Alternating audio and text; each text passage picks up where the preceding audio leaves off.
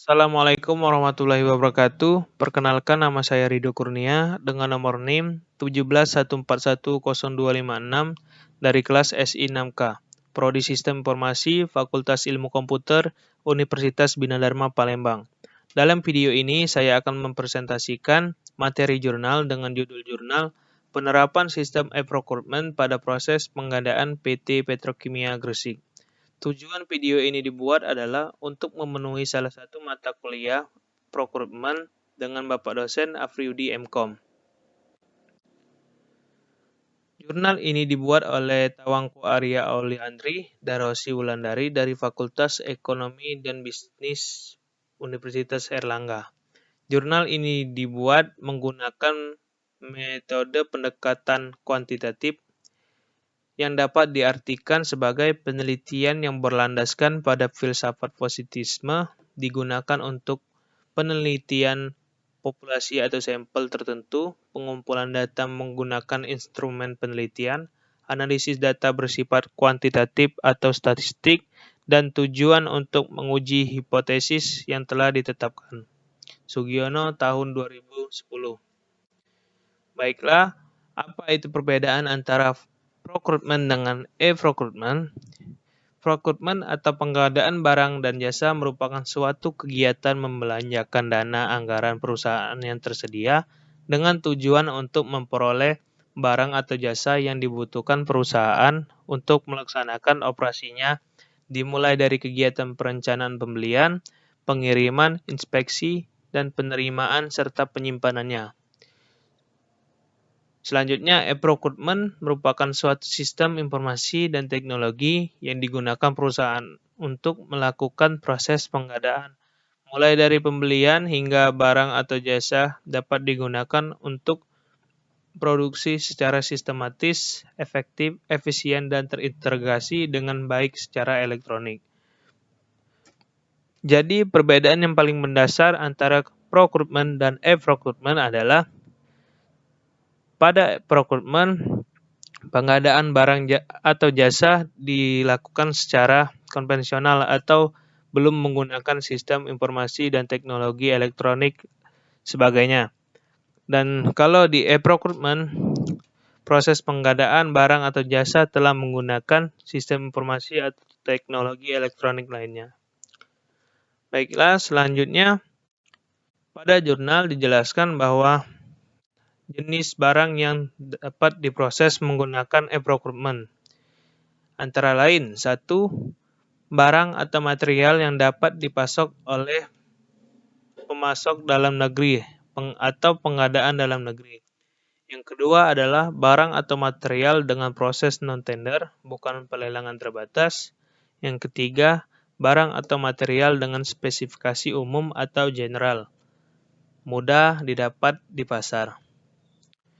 Baiklah, tentunya ada faktor kesuksesan dalam penerapan e-procurement.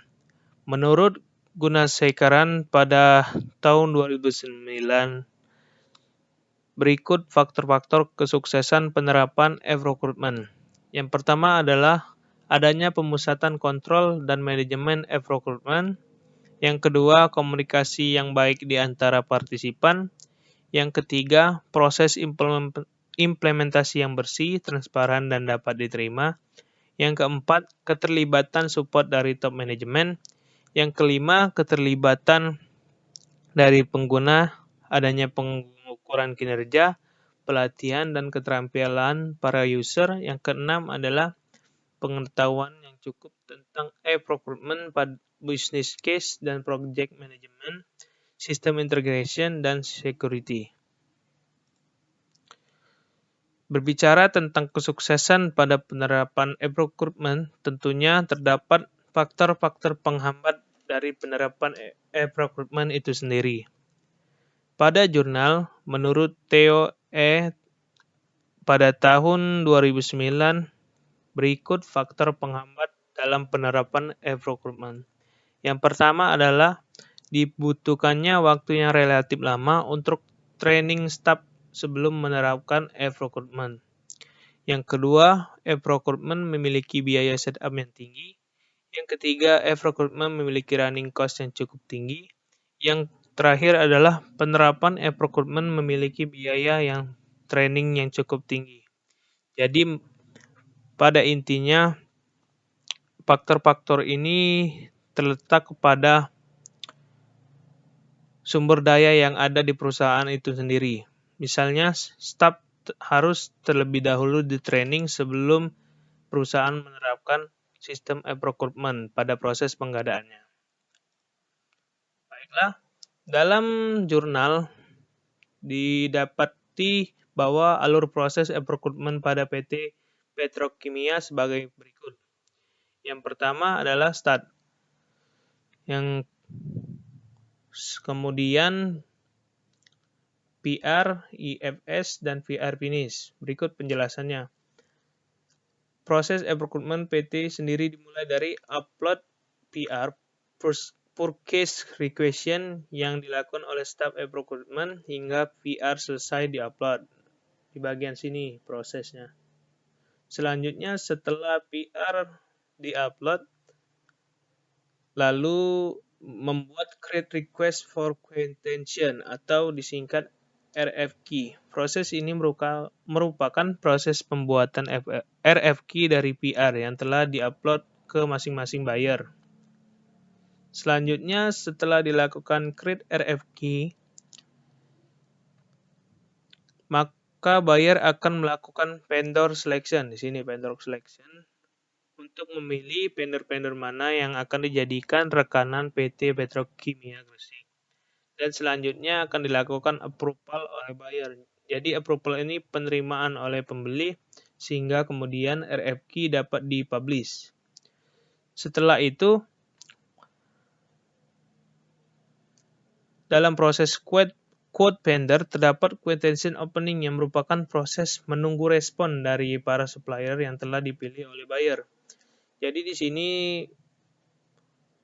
quote vendor yang telah diberikan oleh buyer akan di-approve oleh supplier. Kemudian si buyer ini menunggu respon dari supplier yang akan melakukan proses pengadaan.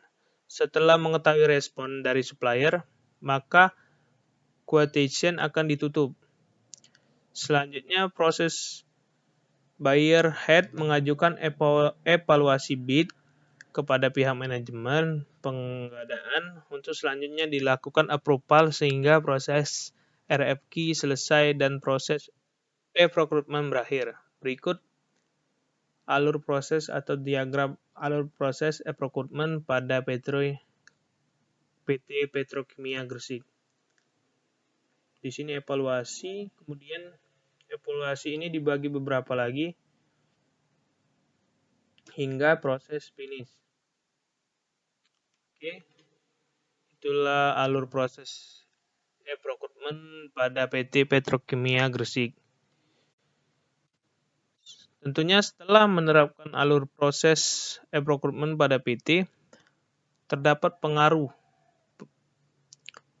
yang mempengaruhi proses pengadaan yang dilakukan secara e-procurement ini.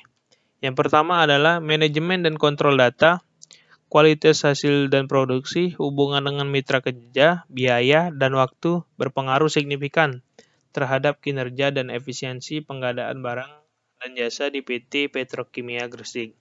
Yang kedua adalah e-procurement ini sendiri meningkatkan daya saing suatu organisasi, meningkatkan customer service, biaya kesempatan modal atau opportunity cost of capital, memiliki taman waktu pembelian atau pemesanan. Yang terakhir adalah investigasi dan negosiasi berpengaruh positif dan signifikan terhadap kinerja pengadaan yang telah diterapkan pada PT Petrokimia Gresik.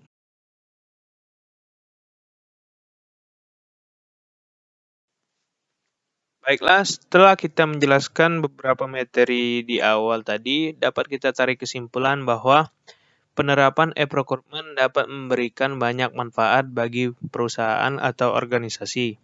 Antara lain, 1. Organisasi atau perusahaan yang memanfaatkan e-procurement dapat meningkatkan kinerja proses pengadaan. Yang kedua, E-procurement dapat meningkatkan efisiensi dan efektivitas proses pengadaan. Yang ketiga, e-procurement dapat meningkatkan kualitas produksi. Yang keempat, e-procurement yang baik dapat meningkatkan daya saing organisasi atau perusahaan. Yang kelima, pengurangan biaya saat proses pengadaan. Dan yang terakhir adalah e-procurement perusahaan dapat meminimalisir kesalahan pada proses pengadaan. Baiklah, mungkin itu saja yang dapat saya sampaikan. Jika ada salah kata, saya mohon maaf.